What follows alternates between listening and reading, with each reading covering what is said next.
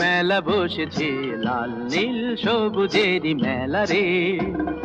আয় আয় আয় রে ছুটে খেলবি যদি আয় নতুন সে এক খেলা রে।